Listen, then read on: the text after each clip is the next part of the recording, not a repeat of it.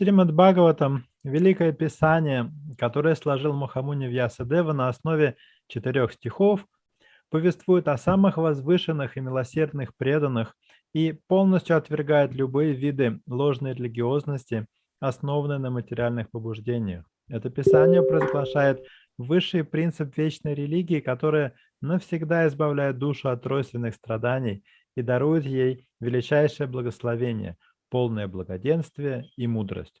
Тот, кто стремится внимать посланию Шримад Бхагаватам в настроении смиренного слуги, непременно обретает Верховного Господа в своем сердце, поэтому нет необходимости в иных писаниях, помимо Шримад Бхагаватам.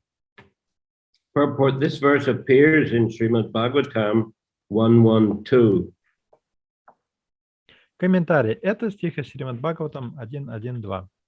The words Mahamune Krite indicate that Srimad Bhagavatam was compiled by the great sage Vyasadeva, who is sometimes known as Narayana Mahamuni because he is an incarnation of Narayana.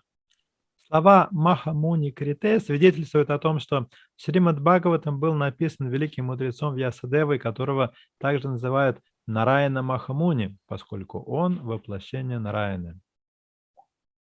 Vyasadeva, therefore, is not an ordinary man, but is empowered by the Supreme Personality of Godhead. Вьясадева не принадлежит числу простых смертных, ибо Верховный Господь наделил его особым могуществом. He compiled the beautiful Bhagavatam to narrate some of the pastimes of the Supreme Personality of Godhead and his devotees. Он создал это великолепное произведение Бхагаватам, чтобы поведать о некоторых играх Верховного Господа и его преданных. So from this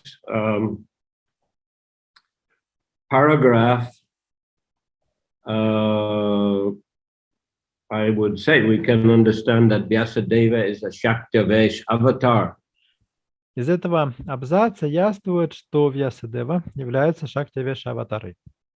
Prabhupada says he's an incarnation of Narayan, and he also says he's not an ordinary man, but is empowered by the Supreme Personality of Godhead. Прабхупада здесь называет его воплощением Нараяны и говорит, что Вьясадева не принадлежит к числу простых смертных, ибо Верховный Господь наделил его особым могуществом. So empowered, that is Shaktivesh. Могущество и подразумевает, что он является Шактивешей. In Srimad Bhagavatam, a distinction between real religion and pretentious religion has clearly been made. В Шримад Бхагаватам ясно указана разница между истинной и ложной религией. According to this original and genuine commentation on the Vedanta Sutra, there are numerous pretentious faiths that pass on religion but neglect the real essence of religion. Эта книга является изначальным и подлинным комментарием к Веданта-сутре, и согласно ей существует много ложных верований, которые выдаются за религию, но лишены истинной сути религии.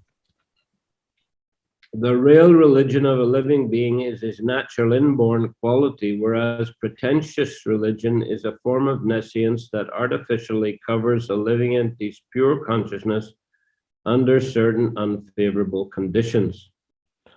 Истинной религией каждого живого существа является его врожденное вечное призвание, тогда как ложная религия – это разновидность невежества, которая при определенных неблагоприятных условиях обволакивает чистое сознание живого существа и извращает его. Real religion lies dormant when artificial religion dominates from the mental plane. Ложная религия господствует в наших умах, тогда как истинная дремлет у нас в сердце.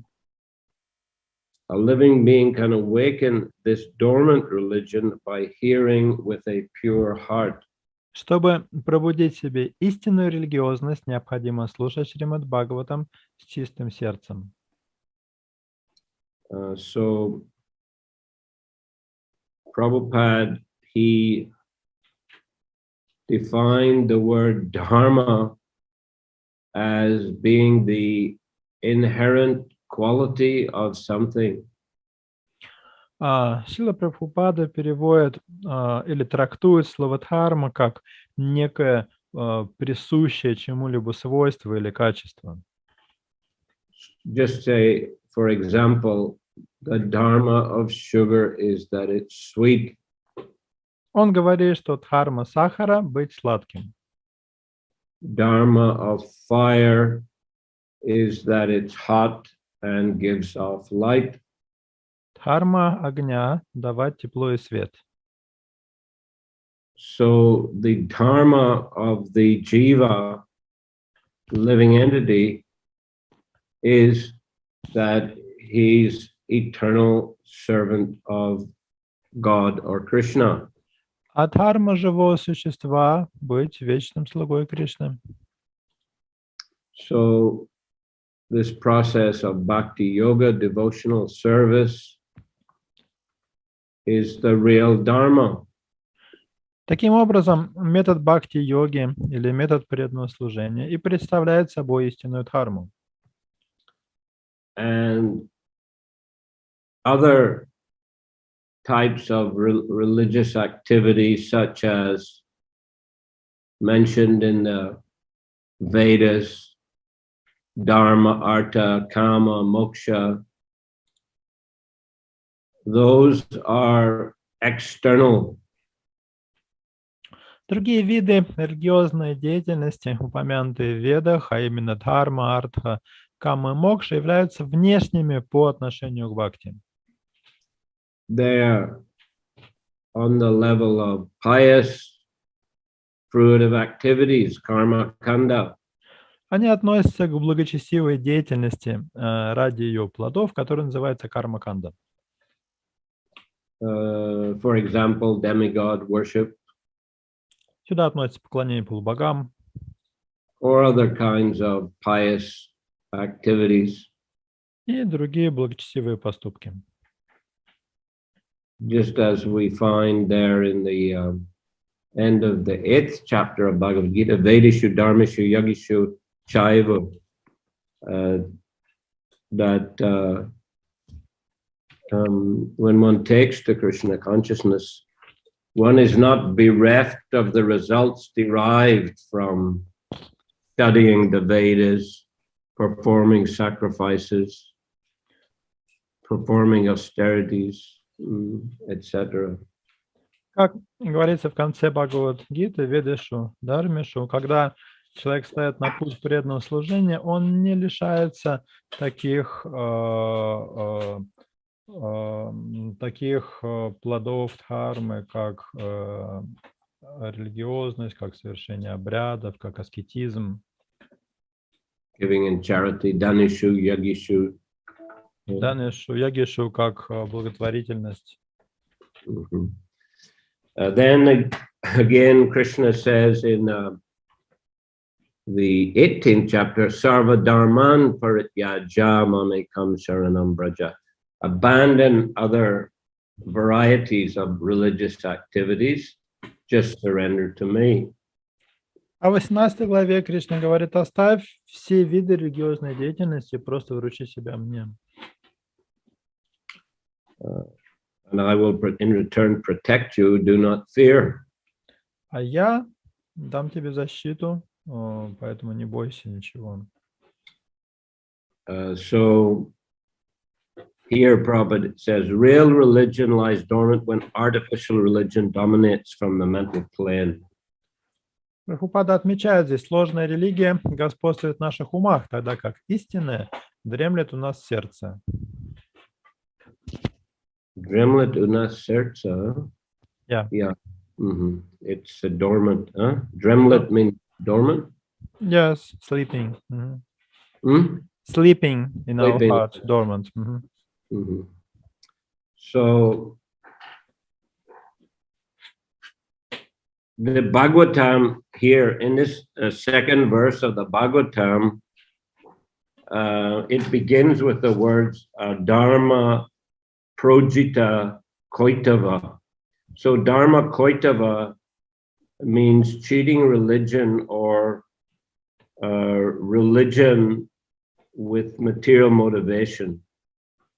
Этот стих второй стих Бхагаватам начинается со слов «дарма», «проджита», «кайтава». «Кайтава» означает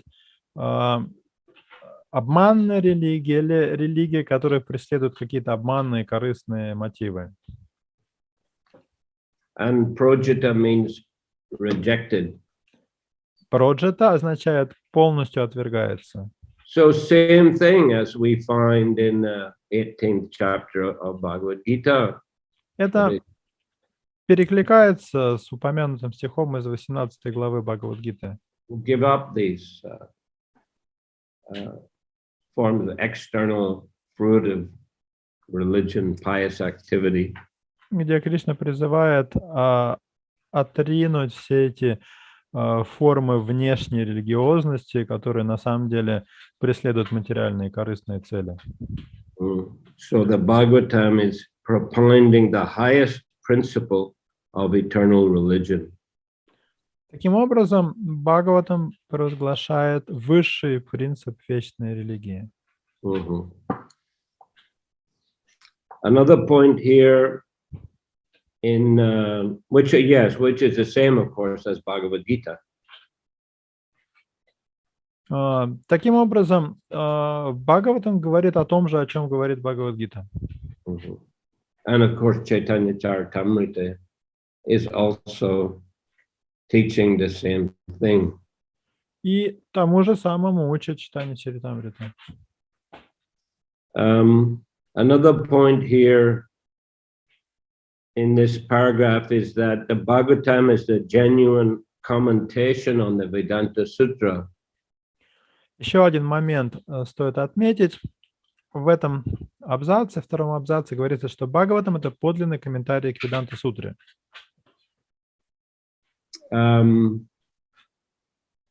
Prabhupada explains that the author of a book knows the real intention of the book. Прабхупада говорил, что автор книги всегда знает ее истинный замысел. And in this connection, he gives the example of a book called Sajjan. И в связи с этим он приводит в пример книгу под названием Саджан. Sajjan. Саджахан. Sajjan was a king, one of the Mughals. Так звали царя одного из моголов, Саджахан. Who constructed the Taj Mahal near Agra in India. Это он возвел Тадж-Махал в Агре, в Индии. As a monument to his beloved departed wife. Как памятник, посвященный его умершей любимой жене. So his son was Aurangzeb. А сыном его был Аурангзеб, Who was a very cruel king. прославившийся своей жестокостью. He killed his brothers and imprisoned his father. Он убил своих братьев и посадил в тюрьму своего отца. So the author of the book, most of the book describes the activities of Aurangzeb. И в основном в этой книге автор описывает деяния Аурангзеба. But he called the book Sajjan. Но книгу он при этом назвал Саджахан. So people asked him, why did you call it Sajjan? Why didn't you call it Aurangzeb? И тогда его спросили, почему ты назвал книгу Саджахан, а не Аурангзеб? And he said that the real intention of the book is to study the mental state of Sajjan and the effects that the activities of Aurangzeb had on him. И тогда автор ответил, что истинная цель книги — это проанализировать состояние ума Саджахана и то, как на него влияла деятельность его сына Аурангзеба.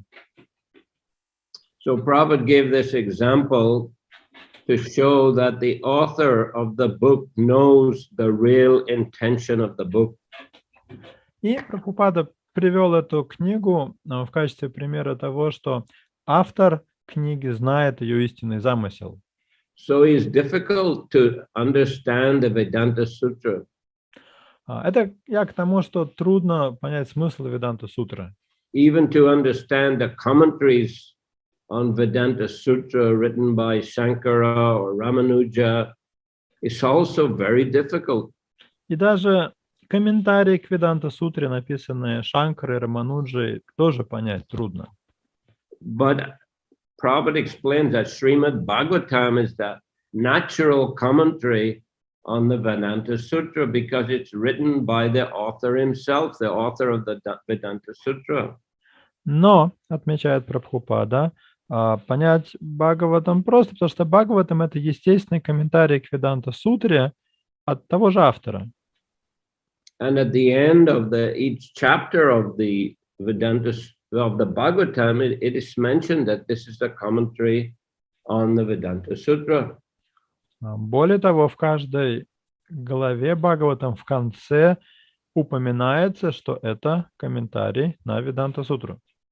That's in the Sanskrit edition of the Bhagavatam. Ну, в нашем издании этого нет, но в санскритском издании Бхагаватам это есть.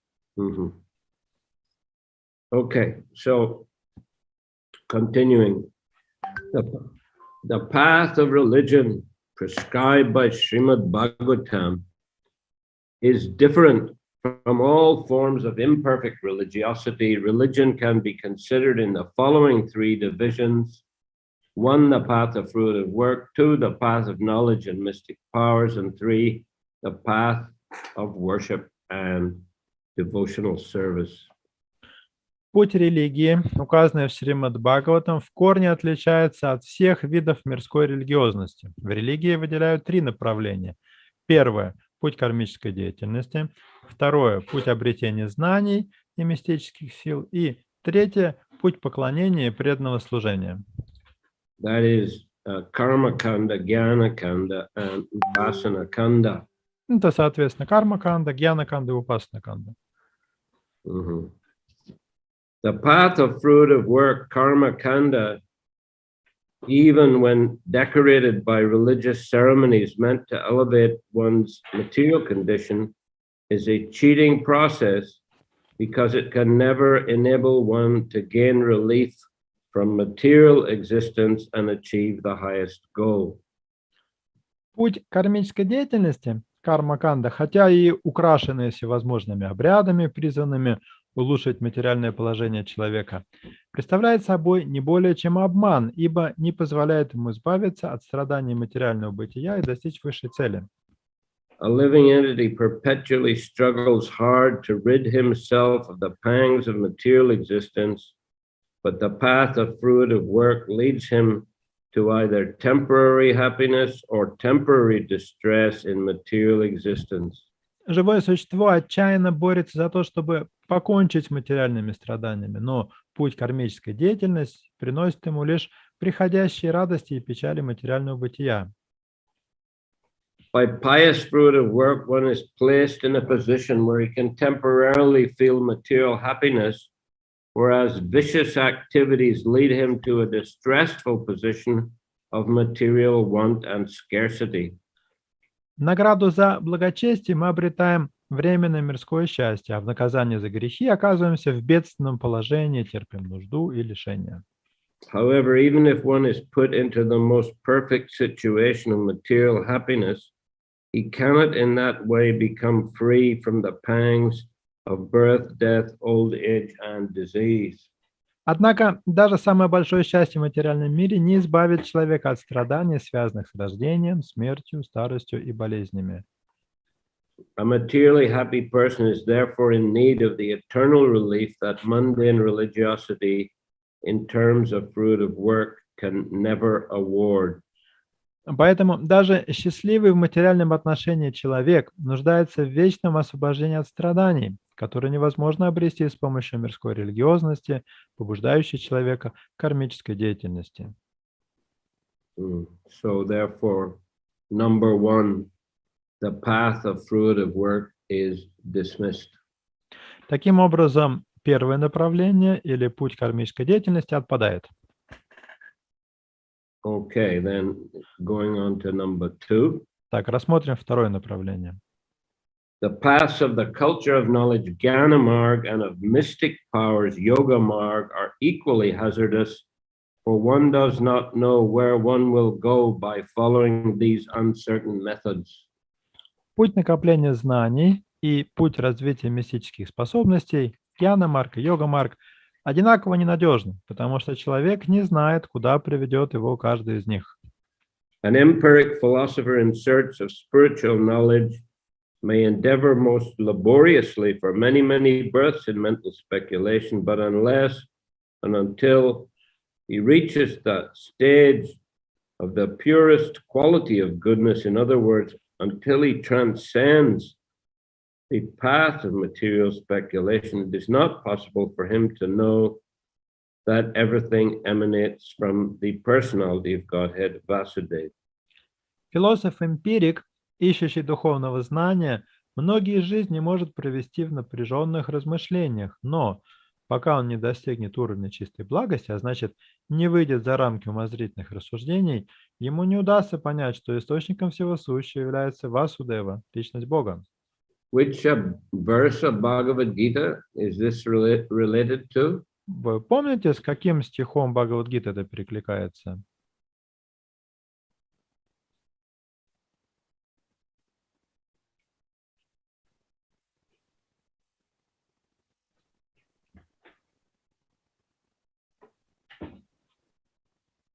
Бахунам, Джанманам Анте?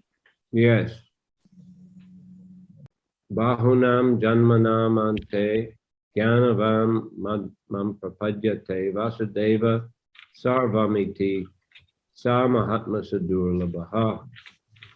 After many, many births and deaths, particularly of Jnana, one who is actually in knowledge surrenders to me, knowing me to be the cause of all causes and all that is. Such a great soul is very rare.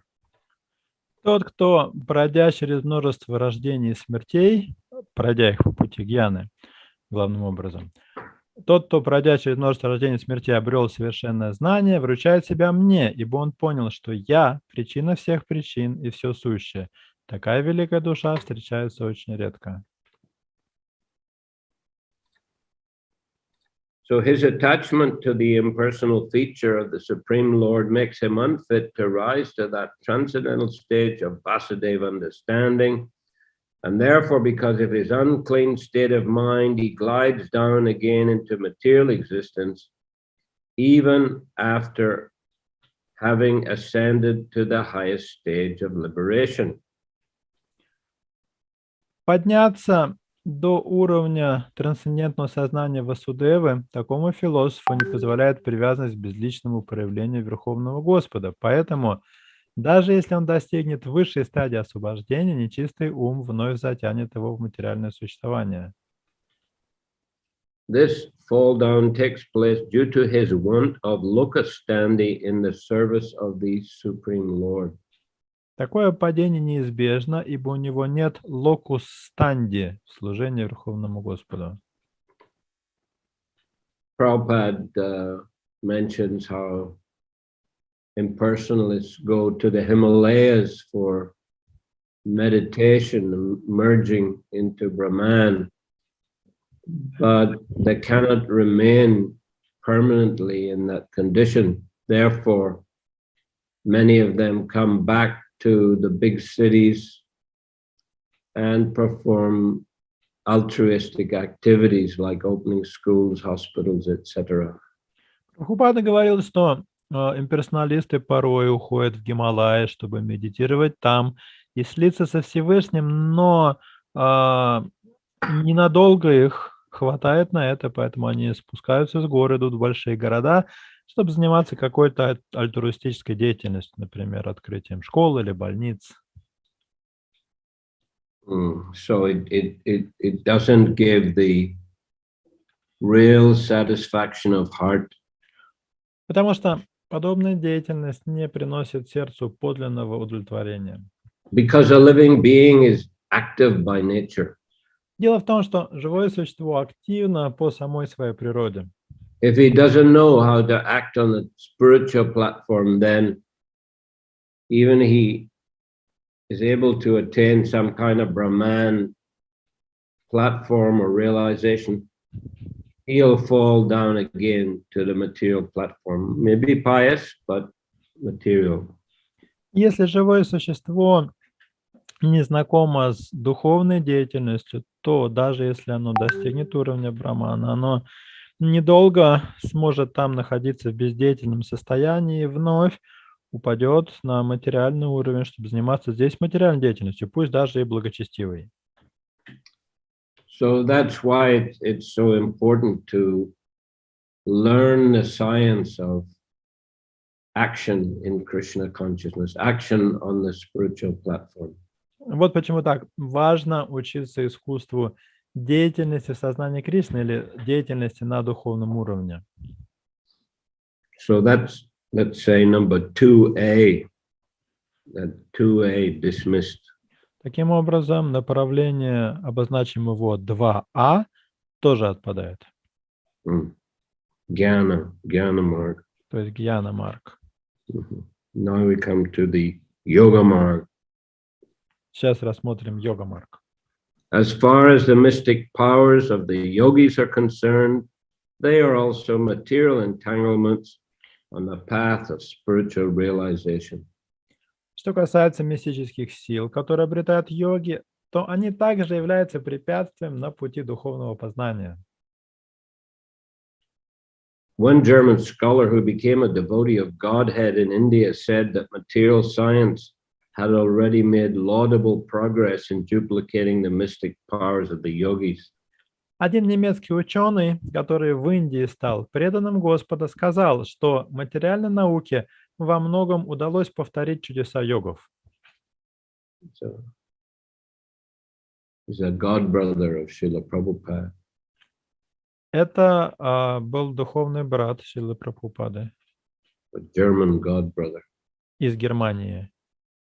He therefore came to India not to learn the methods of the yogis' mystic powers, but to learn the path of transcendental loving service to the Supreme Lord, as mentioned in the great scripture Srimad Bhagavatam. Поэтому он приехал в Индию не для того, чтобы обучаться методам мистической йоги, а чтобы вступить на путь трансцендентного любовного служения Верховному Господу, путь, который указан в Великом Священном Писании Шримад Бхагаватам. Mystic powers can make a yogi materially powerful and thus give temporary relief from the miseries of birth, death, old age, and disease, as other material sciences can also do. But such mystic powers can never be a permanent source of relief from these miseries. Мистические силы позволяют йогу обрести материальное могущество и на время избавиться от страданий, связанных с рождением, старостью, болезнями и смертью, как это делает материальная наука. Но никакие мистические силы не принесут вечного освобождения от этих страданий. Therefore, according to the Bhagavat school, this path of religiosity is also a method of cheating its followers.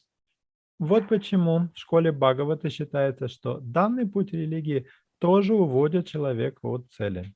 In the Bhagavad Gita, it is clearly defined that the most elevated and powerful mystic yogi is one who can constantly think of the Supreme Lord within his heart and engage in the loving service of the Lord. В Бхагавад-гите ясно сказано, что самым великим и могущественным йогом-мистиком следует считать того, кто в глубине сердца всегда думает о Верховном Господе и поглощен любовным служением Ему. So which verse of the Gita is that referring to? 6:47. Yoginamapi sarvesham. Yes.